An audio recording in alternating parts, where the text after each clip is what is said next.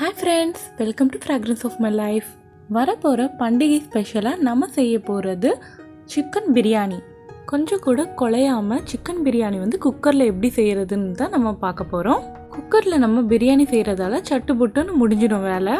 இது ஒரு 1 pot recipe. இதுக்கு தேவையான இன்க்ரீடியன்ட்ஸ் என்னென்னு பார்ப்போம் வாங்க.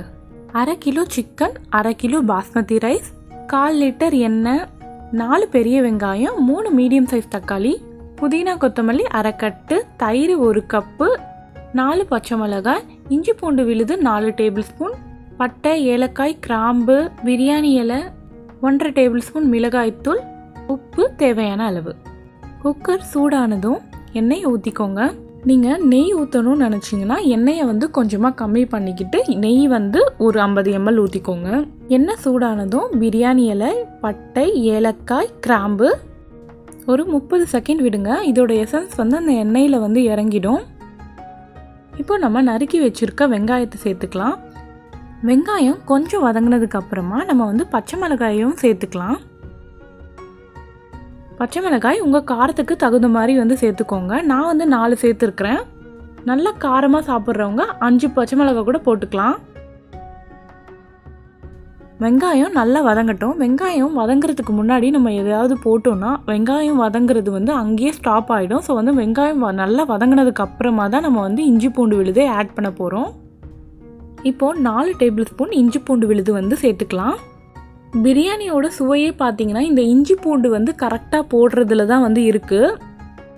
கரெக்டான அளவு இஞ்சி பூண்டு போடணும். நம்ம அரைக்கும் போதும் சம அளவு இஞ்சியும் பூண்டும் எடுத்துக்கணும். இஞ்சி பூண்டோட பச்சை வாசனை வராத மாதிரி நல்லா வதக்கிக்கணும். இல்லைனா பிரியாணியில் அந்த ஸ்மெல் இருந்துகிட்டே இருக்கும்.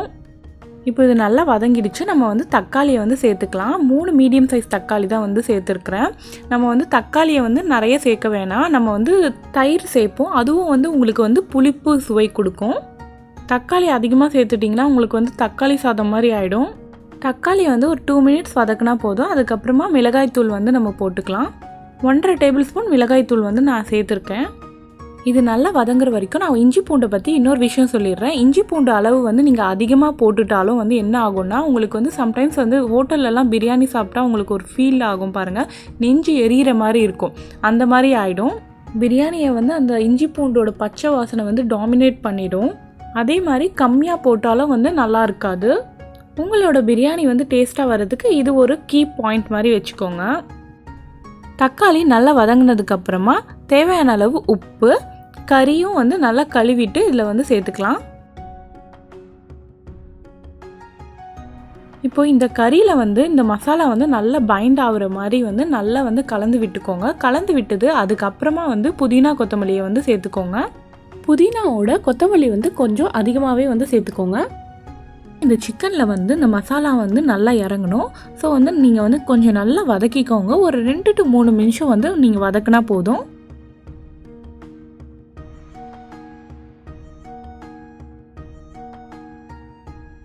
ஒரு 3 to 4 நிமிஷத்துக்கு அப்புறமா 1 கப் தயிர் நம்ம இதில் சேர்த்துக்கலாம். தயிர் சேர்த்துட்டு நல்லா கலந்து விட்டுக்கோங்க. இல்லைன்னா கெட்டியாக அங்கங்கே இந்த பால் திரிஞ்ச மாதிரி தயிர் அங்கங்கே நின்றுடும். இப்போ நம்ம அரிசிக்கு தேவையான அளவு தண்ணி ஊற்றிக்கலாம். 1 கப் பாஸ்மதி அரிசிக்கு 1/2 கப் தண்ணி ஊற்றணும். இது நீங்கள் யூஸ் பண்ணுற பாஸ்மதி அரிசி பொறுத்து கொஞ்சம் மாறுபடும். சிலதுக்கு 1.25 கப் ஊற்றினாலே போதும். தண்ணி சேர்த்ததுக்கப்புறமா இந்த பிரியாணிக்கு தேவையான அளவு உப்பு ஃபுல்லாகவே நம்ம சேர்த்துக்கிறோம். ஃபஸ்ட்டு அந்த மசாலாக்காக மட்டும்தான் நம்ம உப்பு சேர்த்தோம். இப்போ இந்த தண்ணியோட நம்ம இந்த ரைஸுக்கும் எல்லாமே சேர்த்து வர மாதிரி உப்பு சேர்த்துக்கணும். நல்லா 70% சிக்கன் வெந்ததுக்கு அப்புறமா நம்ம அரிசியை சேர்த்துக்கலாம். ஒரு 1/2 மணி நேரம் இந்த அரிசியை நான் ஊற வச்சுருந்தேன். பாஸ்மதி அரிசியை பொறுத்த வரைக்கும் பார்த்தீங்கன்னா எப்போவுமே ஊற வைக்கிறதுக்கு முன்னாடி நீங்கள் கழுவிடணும். இல்லைனா நீங்கள் ஊற வச்சதுக்கு அப்புறமா கழுவணும்னு நினச்சிங்கன்னா ரைஸ் உடஞ்சிடும். அரிசி உடையாமல் ஒரு தடவை நல்லா கலந்து விட்டுக்கோங்க. இந்த கிரேவி திக்காக இருந்ததுன்னா உங்களுக்கு ரைஸ் பார்த்திங்கன்னா அந்த மாதிரி ஒரு மாதிரி பிசு பிசுன்னு ஆகிடும். இது இந்த அளவுக்கு இருந்தால் தான் உங்களுக்கு சாதம் நல்லா உதிரி உதிரியாக வரும். இப்போ நம்ம குக்கர் மூடி போட்டு மூடிட்டு கரெக்டாக 2 விசில் விடணும். 2 விசில் வந்ததுக்கப்புறமா ஆஃப் பண்ணிவிட்டு ப்ரெஷர் எல்லாம் நல்லா போனதுக்கப்புறமா தான் வந்து ஓப்பன் பண்ணணும்.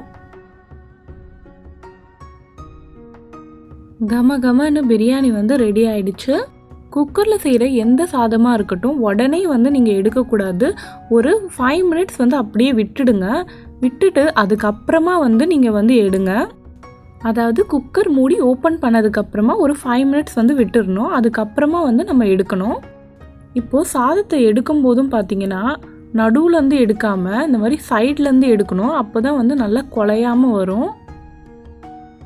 சாதம் பாருங்கள் நல்லா வந்து நீட்டாக இருக்குது. இப்போ வந்து நம்ம வந்து மசாலாவை வந்து நல்லா வந்து கலந்து விட்டுக்கணும். மெதுவாக சைட்லேருந்து ஃபர்ஸ்ட்டு வந்து எடுத்து நல்லா வந்து அப்படி கலக்கணும். நடுவில் வந்து எடுக்கக்கூடாது. நம்ம குக்கரில் செய்கிறதால மசாலாலாம் வந்து பார்த்திங்கன்னா வந்து நிறைய வந்து கீழே வந்து நின்றுடும். அதனால் வந்து நம்ம வந்து மெதுவாக வந்து கலந்து விட்டுக்கணும். ரொம்பவே கம்மி நேரத்தில் வந்து சுவையான சிக்கன் பிரியாணி வந்து ரெடி பண்ணியாச்சு. ஈஸியாக வந்து எல்லாருமே வந்து இதை வந்து செஞ்சிடலாம். இந்த ரெசிபி உங்களுக்கு பிடிச்சிருந்ததுன்னா லைக் பண்ணுங்கள், கமெண்ட் பண்ணுங்கள். நம்ம சேனலை வந்து நீங்கள் இன்னும் சப்ஸ்கிரைப் பண்ணாமல் இருந்தீங்கன்னா சப்ஸ்கிரைப் பண்ணிவிடுங்க. இன்னும் ஒரு இன்ட்ரெஸ்டிங்கான கண்டென்ட்டோடு உங்களை வந்து சந்திக்கிறேன். தேங்க்யூ.